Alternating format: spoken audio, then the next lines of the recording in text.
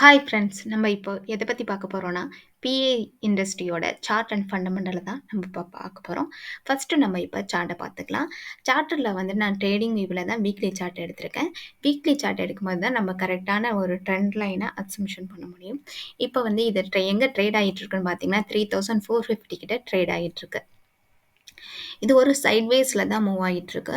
இது இது ஒரு ட்ரெண்ட் லைன்ல கரெக்ட்டா சப்போர்ட் எடுத்துக்கிட்டு, இது 2 டைம்ஸ் இங்க சப்போர்ட் எடுத்திருக்கு. அகைன் இங்க 3 டைம்ஸ் 3 டைம் இங்க சப்போர்ட் எடுத்து புல்லிஷ் ஆகுறது கன்சல்டேஷன்ல ஆயிட்டுருக்கு.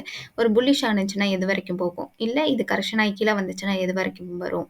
நம்ம எந்த இடத்துல இத வந்து அக்குமுலேட் பண்ணக்கூடிய கரெக்ட்டான பிளேஸு, எது வரைக்கும் கரெக்ஷன் ஆகுறதுக்கு வாய்ப்பு இருக்கு? எங்க வந்து இத நம்ப அம் அக்குமுலேட் பண்ணலாம்?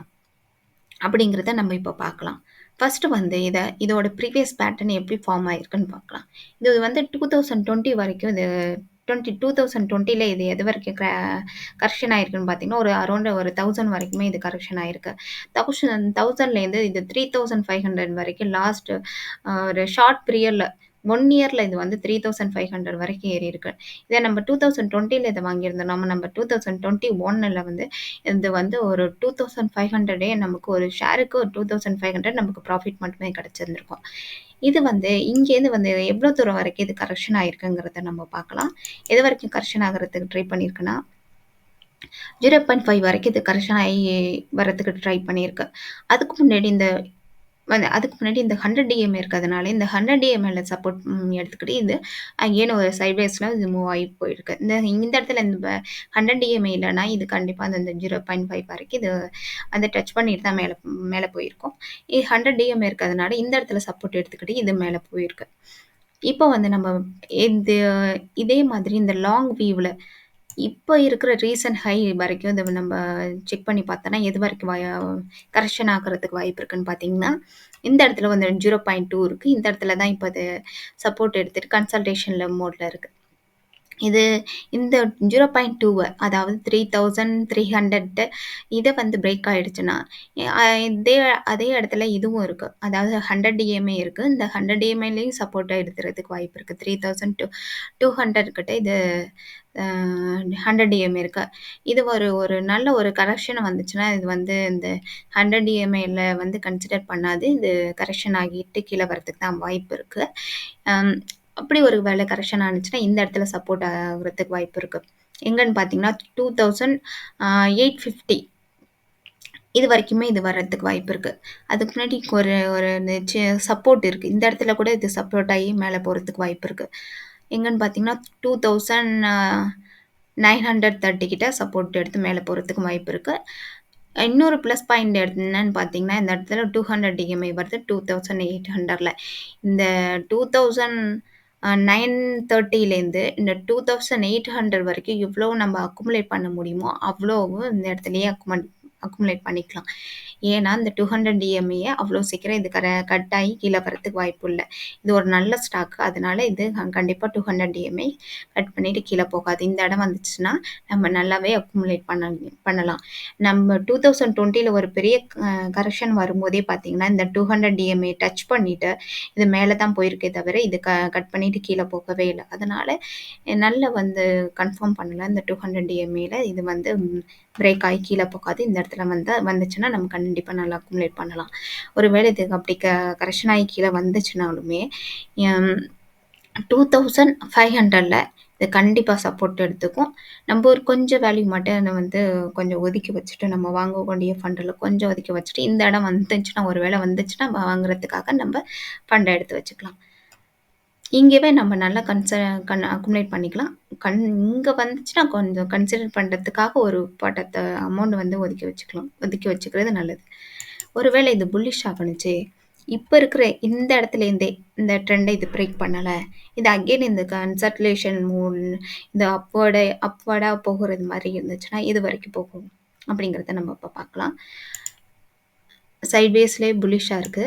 இந்த இடத்துலேருந்து பார்ப்போம். 2021 ஹைலேருந்து 2022 லோ வரைக்கும் நம்ம ஃபிபனாச்சி பண்ணி பார்க்கும்போது, எது வரைக்கும் இது போகுறதுக்கு வாய்ப்பு இருக்குன்னு பார்த்தீங்கன்னா, ஒரு 4300 வரைக்குமே இது போகுறதுக்கு வாய்ப்பு இருக்குன்னு காமிக்குது.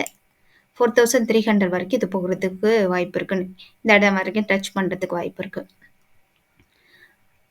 இப்போ ப்ரீவியஸ் ஹை டூ லோ பார்த்தோம்னா எது வரைக்கும் போகிறதுக்கு வாய்ப்பு இருக்குன்னு பார்த்தோம்னா,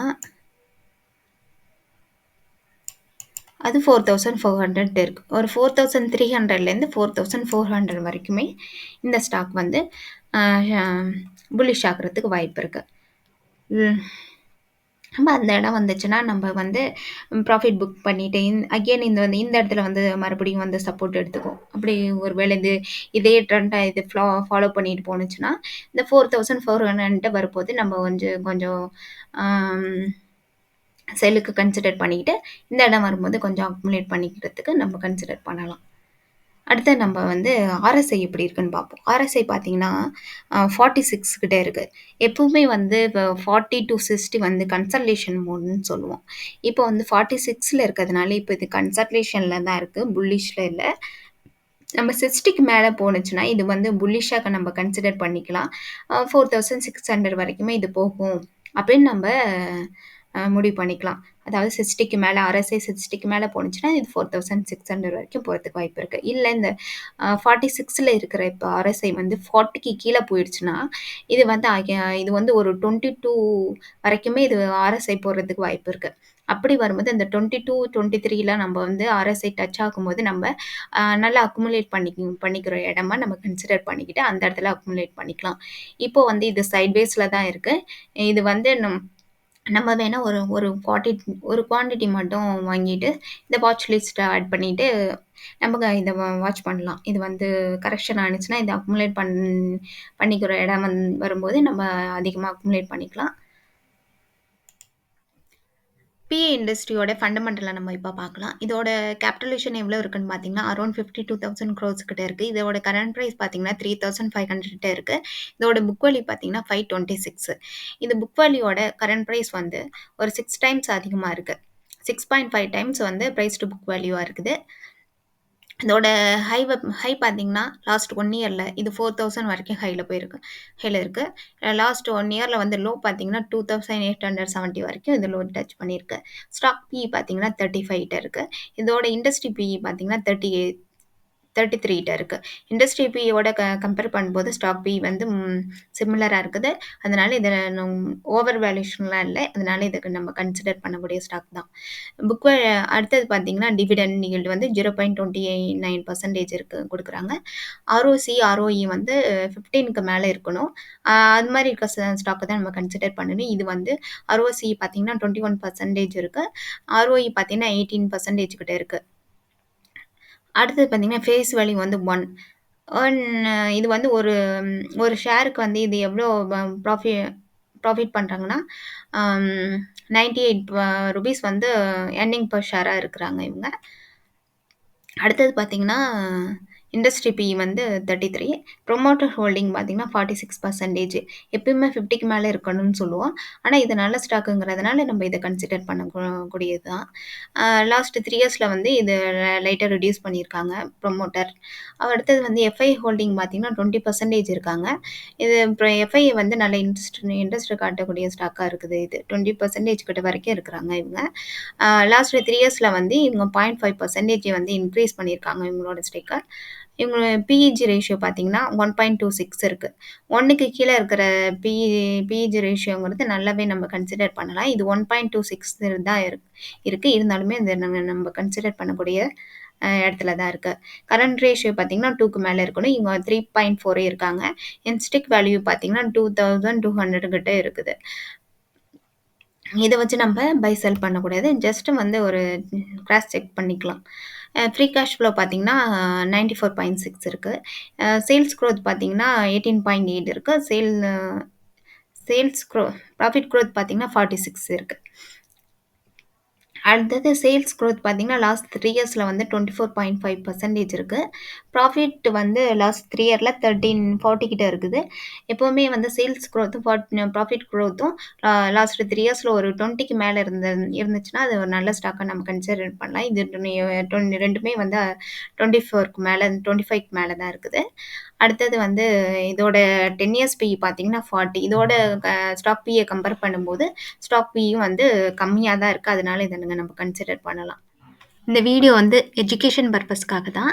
இத வச்சு நீங்க பை செல் பண்ணாதீங்க. உங்களுடைய ஃபினான்சியல் அட்வைசர கன்சல்ட் பண்ணிக்கிட்டு பை செல் பண்ணுங்க.